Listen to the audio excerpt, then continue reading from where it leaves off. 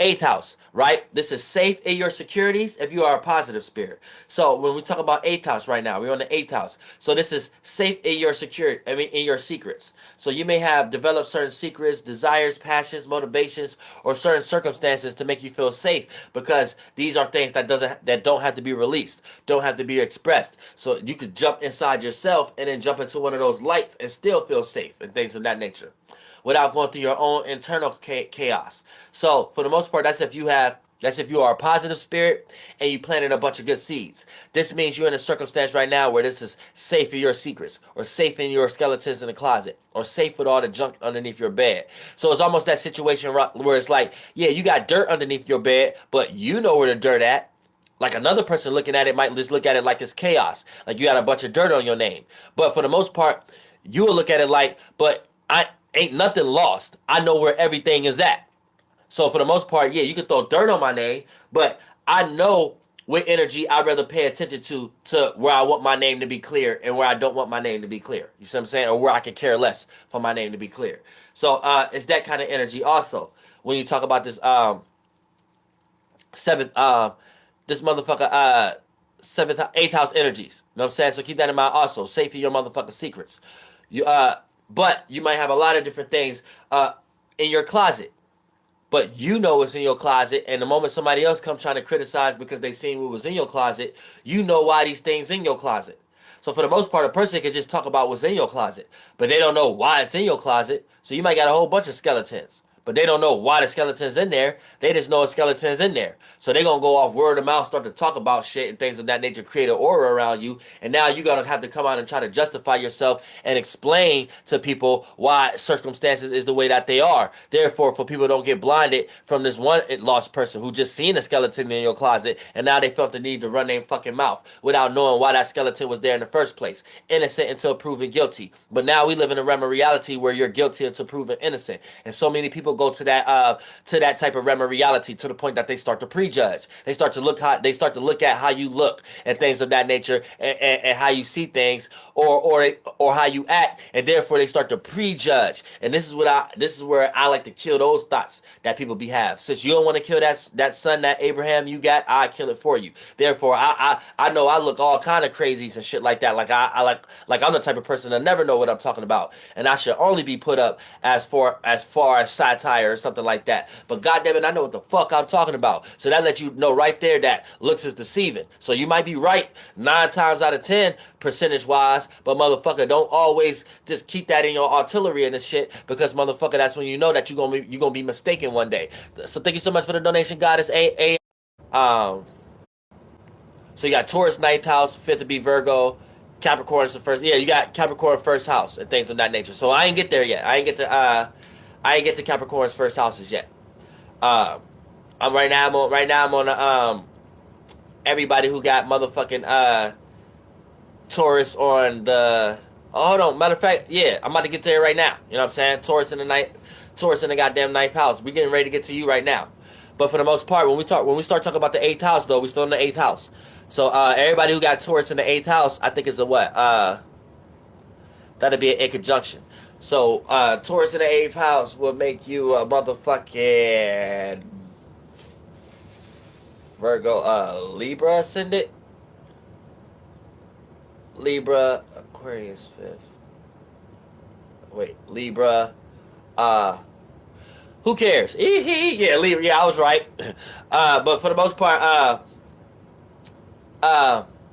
okay, yeah, Libra. But yeah, for the most part, yeah. Before we even dive into that, yeah, because I'm in a learning process right now of knowing where your moon at. When you can just throw your date at me. You can say, hey, I was born motherfucking November 27th, motherfucker 1972. Boom, I know where your moon at. Boom, I know where your sun at. Boom, I'm learning that shit right now. Goddamn, that shit. I already kind of knew that a little bit. I knew about the moon phases, but that shit is easy as hell. That shit is easy as hell to know, because everything is a system.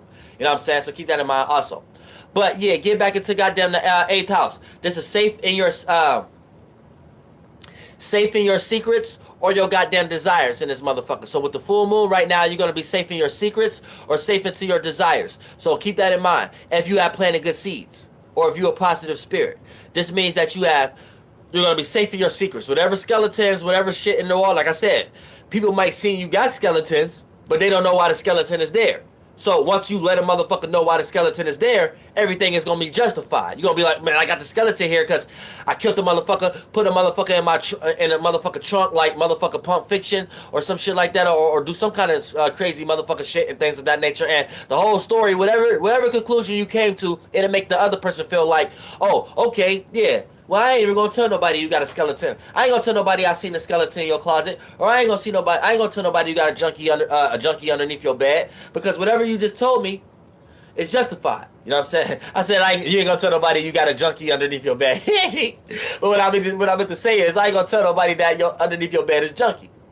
But that too, motherfuckers might be hiding junkies underneath their bed, aka a motherfucker got hidden desires, alternative motives, hidden agendas. That's like a junkie underneath your bed. Nobody know that you a junkie for certain things, because you slide it, you sweep it under the rug. You know what I'm saying? You sweep your habits underneath the rug. God damn it, real shit.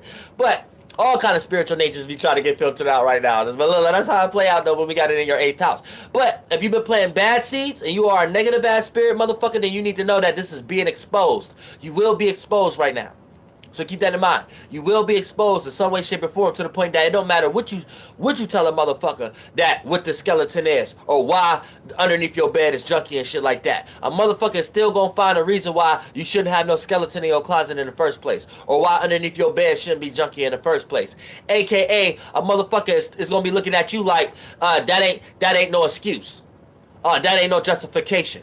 You still don't make sense. I still don't see why you went after that desire that way. I still don't see why you with that person. I still don't see why you still in that job. I said, like, you gonna get those kind of conversations from people. Like, that's what it means. Like, if you thought I was getting a little pseudo with the skeleton in the closet or underneath the for people. When you talk in parables and spiritual natures and shit like that, you're supposed to understand metaphors and hypothesis.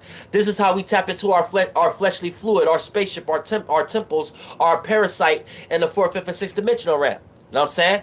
So it might not make sense in this realm of reality, but we can compare it to make things make sense into this realm of reality. But it makes sense somewhere. Keyword, make sense. You're making that element sensible. That element is too high in frequency when it's just a hypothesis or an imagination or a thought form. So when you relate that idea to something that's in the world that you're walking in as a spirit in a body at the moment, then you mix the two and now you create something new. You create an orb. You took an idea that you got from somewhere else in the esoteric realm and made it sensible with things that we have created in this realm. So therefore, this is where hypotheses come from. Metaphors, good magicians, good writers, good directors. You know what I'm saying? This is where that come from. A motherfucker who in their own space getting ideas that don't necessarily make sense to anybody else in the world, but then taking the things that's already sensible and materialized in this world that we created, and then taking both of them and bringing them together and create that orb, and now we got a new creation. See what I'm saying? Real shit. Now, and that's for all my motherfucking 8th signs. Now let's go to the 9th house energy. Now, 9th house energy.